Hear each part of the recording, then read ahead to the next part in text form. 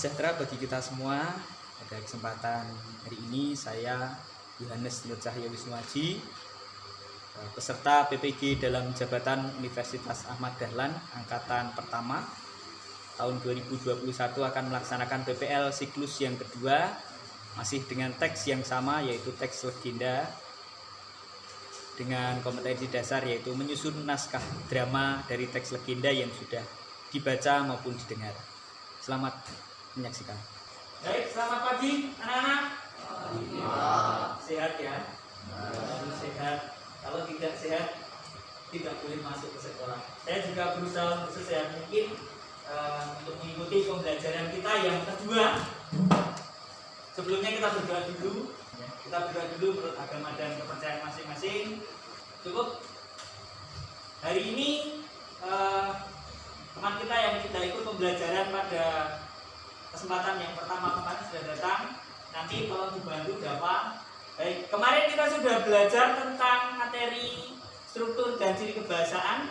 Hari ini kita akan belajar untuk mengubah teks legenda yang beberapa sudah kalian baca kemarin di kegiatan pembelajaran yang pertama. Itu yang akan kita manfaatkan pada hari ini untuk kita ubah menjadi naskah drama. Untuk itu saya sudah menampilkan di layar monitor masing-masing tentang teks legenda asal usul Gunung Kidul. Kita akan coba mencermati setiap detailnya supaya kita paham betul apa yang sedang kita kerjakan dan kenapa atau mengapa. Kita paham betul, kita tinggal di Gunung Kidul, kita tahu sejarahnya. Oh ya, saya dengar-dengar Dava ini selama pandemi bekerja di Nyambi bekerja. Nah, ada teman kita yang Nyambi bekerja ternyata. Bekerja di pantai, jadi fotografer. Ini hubungannya nanti dengan apa yang mau kita pecahkan, masalah apa yang mau kita pecahkan. Di pantai apa Mas Dewa? Sunda. Tahu tidak ada legenda di pantai Sunda? Apa singkatannya? Yang keras? Asu landa.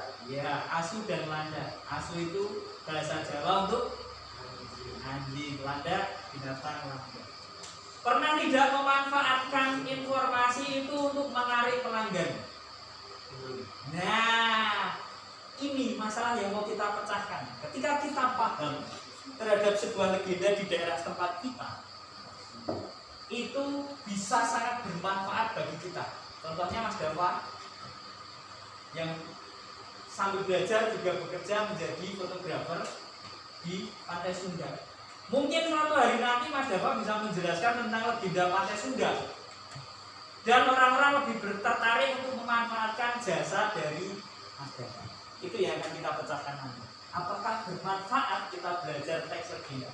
Kalau bermanfaat ada di mana? Baik, untuk itu kita atau kalian coba untuk membaca dahulu teks asal usul Gunung Kidul yang ada di layar monitor. Sudah ada. Saya beri waktu 5 menit. Ya, nah kita mulai bagaimana mengalimahanakannya menjadi naskah drama.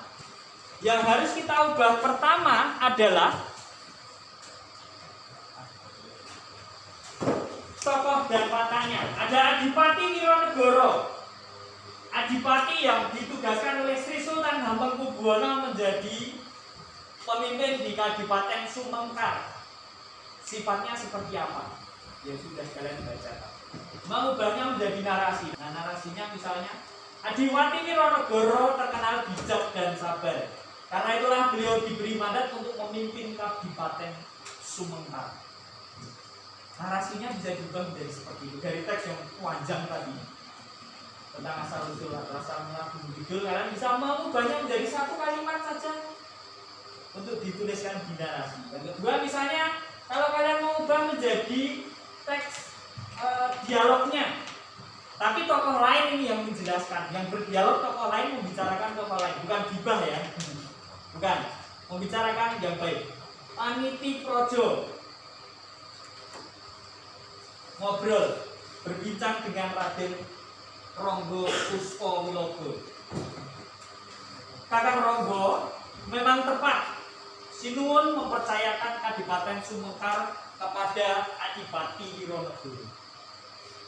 Dijawablah oleh Ronggo Puspawilogo. Benar Patih, beliau begitu bijaksana.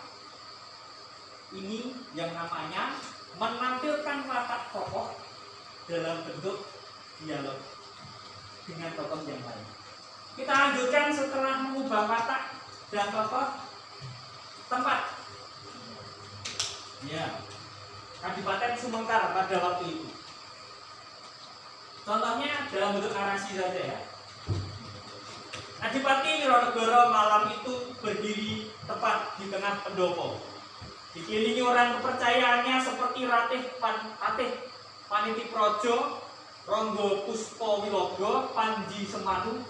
Semanu itu ternyata juga nama orang. Tadi ada Piyaman, sekarang ada Semanu. Ternyata banyak informasi yang kita dapatkan. Dan penggawa Kadipaten Sumekar lainnya. Beliau tidak duduk di kursi singgasana. Sang Adipati lebih memilih berdiri menatap keluar pendopo yang sepi, dikelilingi pohon-pohon besar. Tempatnya. Besok ketika praktik, kalau ini dijalankan, berarti kalian harus membuat panggung yang pura-puranya di tengahnya ada kursi. Karena kalau zaman dulu ada pendopo, nah rajanya itu duduk di kursi tengah, sekelilingnya duduk orang-orang kepercayaan. Nah ini mengubah setnya, mengubah tata letak panggungnya. Yang berikutnya adalah mengubah, masih latar juga. Kalau tadi tempat, ini suasana. Di teks legendanya adalah segenap yang hadir hanya terdiam mendengar perintah itu, perintah untuk membuka hutan Angkadeng. Mereka semuanya bertanya lagi, apa artinya membabat hutan Angkadeng? Jangankan membabat, baru mengusik saja risikonya adalah mati. Ini adalah awal mula. Nah, suasananya tegang. Tegangnya seperti apa? Kalau kita ubah menjadi teks dialog, contohnya seperti ini. Adipati Wironegoro berbicara, Paman Ronggo, bagaimana jika perintah ini kuserahkan padamu? Dengan kekuatan yang sudah teruji selama ini, pasti tugas ini mudah bagimu. Ronggonya bingung, khawatir dia, takut mati juga. Meskipun sudah dianggap orang kuat. Ampun beribu ampun Gusti Adipati, bukan hamba menolak perintah, namun hamba benar-benar tidak berani menghadapi para jin penunggu hutan, nangka doyong yang terkenal ganas itu. Khawatir kan? Orangnya khawatir. Ronggo Puspawilogo khawatir. Nah, kekhawatiran itu bisa kita ubah dalam bentuk dialog. Setelah itu pola. Nah ini, kalau ini kita belajar mengingat lagi pembelajaran yang pertama tentang teks legenda, yaitu alurnya. Jadi pola kejadiannya. Setelah ini terjadi itu. Kejadian itu menyebabkan kejadian ini dan akibatnya menjadi kejadian yang baik. Nah ini polanya saja. Nanti kalian bisa baca, karena di modul juga sudah ada, hanya teksnya berbeda. Kemudian amanat. Amanat, nah kemarin kita bisa temukan di koda. Apakah ada kodanya? Nanti harus kalian tahu sendiri di teksnya. Yang berikutnya langsung ke dialog. Nah ini hampir sama dengan yang saya sampaikan tadi, bagaimana mengubah teks yang berbentuk narasi menjadi dialog yang ada di situ. Contohnya ini misalnya. Contohnya sudah ada. Apa yang harus dilakukan berikutnya adalah kalian berdiskusi. Kita buat menjadi 2 kelompok besar. Saya sudah sesuaikan jumlah tokohnya yang ada di contoh untuk menentukan satu persatu, dari mulai tokohnya, wataknya, latarnya, apalagi Yang keempat tadi pola. Kalau pola tidak perlu ditulis di naskahnya. Yang terakhir amanatnya. Teksnya apa yang berubah?